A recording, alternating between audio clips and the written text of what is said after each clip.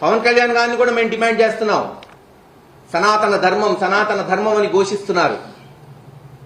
ధర్మం అంటే కాషాయ బట్టలు వేసుకొని మైకుల్లో చెప్పటమే కాదు. ధర్మో రక్షతి రక్షిత, ధర్మాన్ని నువ్వు రక్షిస్తే అది నిన్ను రక్షిస్తుంది. మనుస్మృతి ప్రకారం ధర్మానికి 10 లక్షణాలు ఉంటాయి. ఏంటది? ధైర్యం, క్షమ, సత్యం, దొంగతనం చేయకపోవట, స్వచ్ఛత, ఇంద్రియాలను నియంత్రించుకోట, బుద్ధిని సద్మార్గంలో తీసుకెళ్లట, జ్ఞానాన్ని పెంచుకొనుట, లేదు సత్యం మాట్లాడుట, శాంతంగా ఉండుట. ఇవి ఎక్కడన్నా కనపడుతున్నాయా? మైకులు ఎత్తి అమనాభూతులు, విమర్శలు, ఎదురుదాడులు తప్పితే ఈ 10 లక్షణాలు ధర్మాన్ని రక్షిస్తాయి, ధర్మాన్ని నిలబెడతాయి ఈ దేశంలో. ఎస్, మేమేమనుకున్నాం, కరుణాకర్ రెడ్డి గారు ఇచ్చిన వెంటనే చంద్రబాబు నాయుడు గారు సరే ముఖ్యమంత్రి గారు ప్రతిదానికి పోవక్కర్లేదు, లోకేష్ గారో పవన్ కళ్యాణ్ గారో అక్కడికి పోయి, ఎందుకంటే తిరుపతి, తిరుమల, గోవు సెంటిమెంట్లే కాదు, అన్ని రకాలుగా భావోద్వేగాలతో కలిగిన అంశాలు ఇవన్నీ. ఒక సీరియస్ ఇష్యూకి వాళ్ళు పోయి ఈవో వల్ల కావట్లేదు, చైర్మన్ గారి వల్ల కావట్లేదు, అధికారుల వల్ల కావట్లేదు, ఇంక ప్రజలు ఎటువైపు చూడాలి చెప్పండి? ఆ దేవుడి వైపే చూడాలి. మహాప్రభు, నువ్వు నిర్మించిన బిడ్డలం గోవుల్ని నువ్వే కాపాడుకో, ఇందాక చెప్పినట్టు ఆ దేవుడే అవతారం ఎత్తి రావాలేమో కాపాడాలంటే. ఎప్పటికైనా కళ్ళు తెరవండి.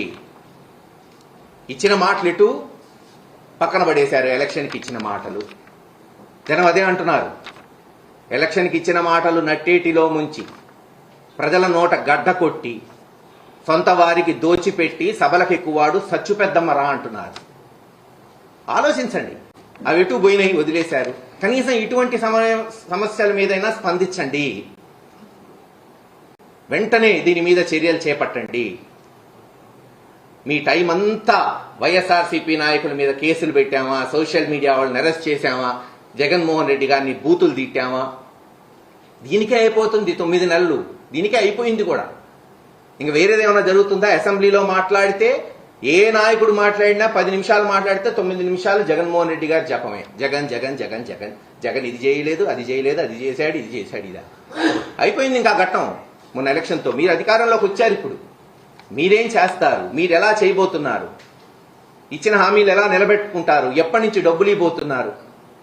ఈరోజు వచ్చి చూడండి, పల్నాడులో రైతులు, కేవలం వైఎస్ఆర్సీపీ రైతులు కాదు, ఎందుకంటే పార్టీల పరంగా చూడమంటున్నాడు చంద్రబాబు నాయుడు గారు. తెలుగుదేశం రైతులు తిట్టుకుంటున్నారు.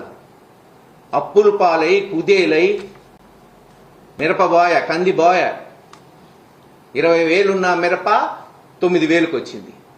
కంది అదే పరిస్థితి. బీబీటీలు అయితే 1800 కొనేవాళ్ళు ఈరోజు 1300 కొంటున్నారు. కనీసం జగన్మోహన్ రెడ్డి గారు ఉంటే ఆ రైతు భరోసా కింద 13,500 అన్నా ఇచ్చేవాడుగా. చంద్రబాబు నాయుడు గారు ఏం చెప్పాడు? నేను 20,000 ఇస్తాను, జగన్మోహన్ రెడ్డి 13,500. ఏది 20,000 చెప్పండి? పోయిన సంవత్సరం 20,000, ఈ సంవత్సరం 20,000 కలుపుకుంటే 40,000 ఈరోజు ఇవ్వండి, కాపాడండి. ఆ రైతుల్లో 50% మీకు ఓట్లేసిన తెలుగుదేశం రైతులు ఉన్నారుగా, వాళ్ళు అడుగుతున్నారుగా. ఫీజు రీఎంబర్స్మెంట్, కాలేజీలు అయిపోయినాయి, టీసీలు తీసుకొని వెళ్ళిపోవాలి, ఇంకా ₹1 కట్టట్లా కాలేజీలకి. అమ్మఒడి అంతే పరిస్థితి. ఒక్క పథకం ఆచరణలో ఇదిగో బ్రహ్మాండంగా చేశాం. ఫ్రీ బస్ అన్నారు, ఆ బస్సు ఎక్కడ తెలంగాణలోనే ఆగిపోయినట్టుంది, ఆంధ్రాకు రాలా ఇంకా ఫ్రీ.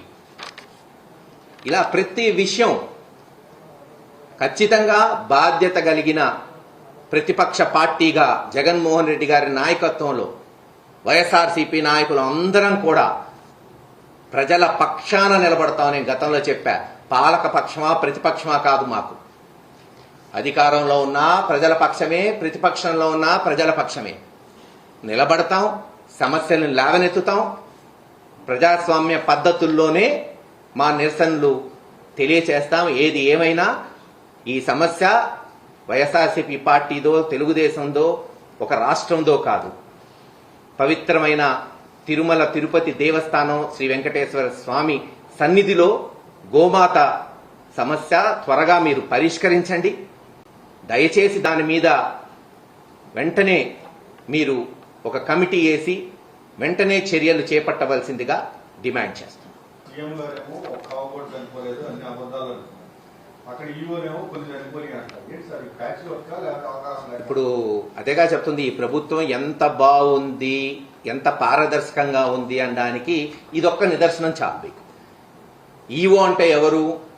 ఇదే ప్రభుత్వం నియమించింది తిరుమల దేవస్థానానికి.